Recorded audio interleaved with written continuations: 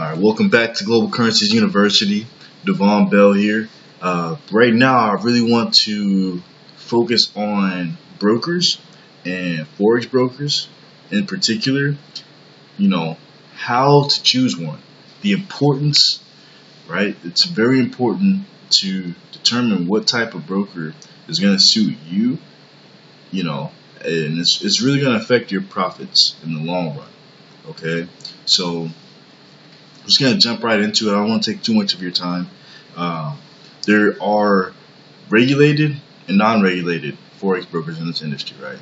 So the major difference between regulated and non-regulated is the safety of your money. If you go with a regulated broker, regulations are strict, and especially in the States. Everywhere else they have regulations, they're not as strict. But basically that regulation is to ensure that the company that's holding your money can't just disappear overnight.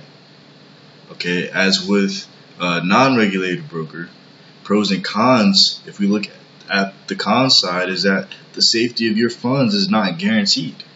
Okay, so you would then have to look towards credibility, right? How long has that broker been in existence?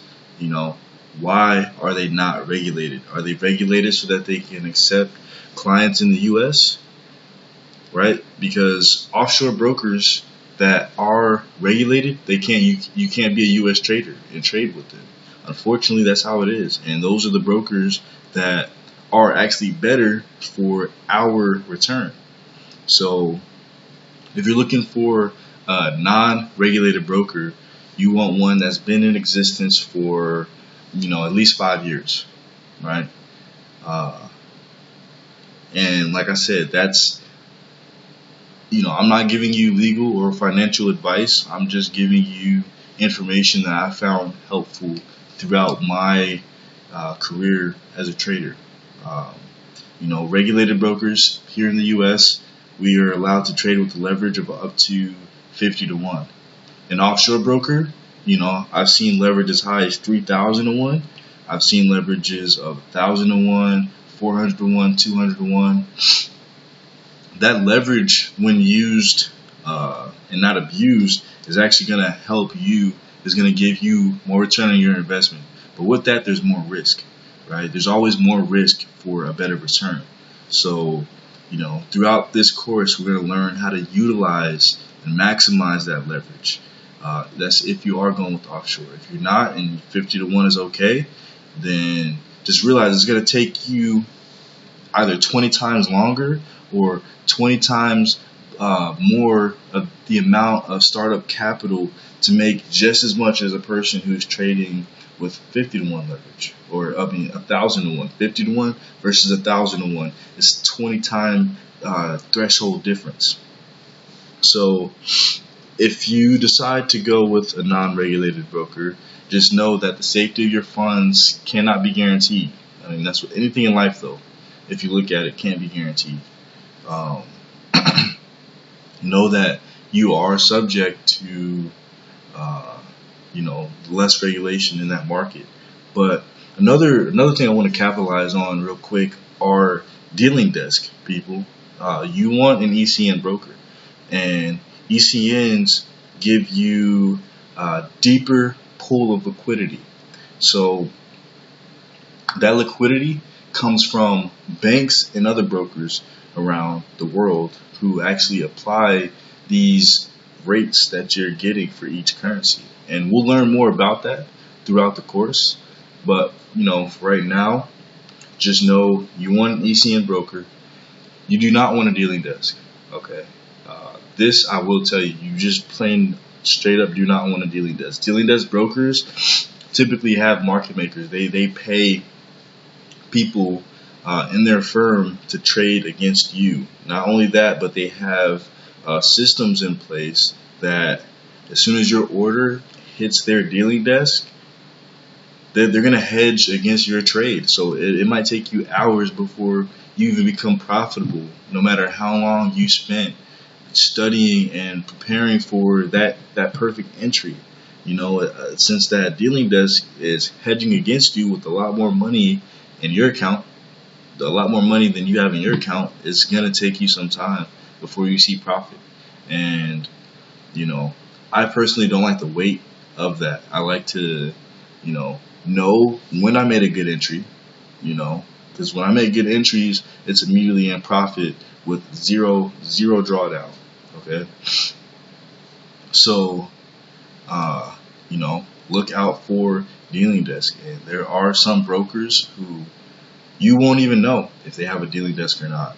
Um, regulated brokers, they tend to have a lot less weight with that, but that's one thing that if you do choose. Another downside is if you do choose a non-regulated forex broker, you're not guaranteed that, one, they're abiding by the regulations, two, that they aren't really practicing anything that's harmful in nature to your money, your finance, your hard-earned money that you are looking to invest, with a good cause.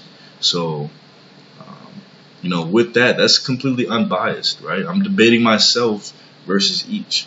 Now, there are some brokers that I've personally created over 30 accounts with 30 different brokers. More than 30 accounts, because one broker I have 12 accounts with, 12 live accounts with. Some other brokers I don't have, I have one account with. So, this is trial and error, depositing $10, $50, $100, trying to trade, seeing how their platform and, how their back end process really resonates with my trading style. So I suggest you do the same. You can take a look at the list of brokers that I'm going to provide for you. Again, I'm not, your broker is going to be different than my broker. My broker is going to be different than, Joe's broker. So everybody's preference on what they prefer is going to be different. So that's another big thing. So I'm going to wrap it up right here. This is already 7.5 minutes. So there'll be more coming, in the next few lessons. But you've probably spent a couple of days, I'm hoping at least, on the Global Currencies University. So by now I'm going to walk you through the steps of how to create an account and how to get that verified, what documents you need to submit, all of that. Okay. And I'll tell you, if you're experienced, you obviously can move past some of this information. It won't be required. You won't be quizzed on it in the university.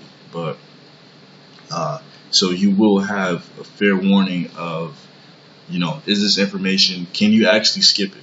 Because I know people are going to skip. I know they are. I know you are. Unfortunately, it's going to hurt your success. But people who are going to skip through, you need to know what you cannot skip. So again, thank you for taking the time to watch this video. I hope that it helps you out, and I really believe that with the right steps, you'll find a broker that is going to be suitable for you long term, not just the first couple of weeks, first couple of months. It's going to be, good for you for the life of your career. All right. And this is also for people here in the U.S. For us, finding brokers is a pain. I can show you steps around that, where you can get those regulated brokers that are offshore. All right. So be on the lookout for my next videos. Again, Devon Bell from Global Currencies. This was how to find a Forex broker.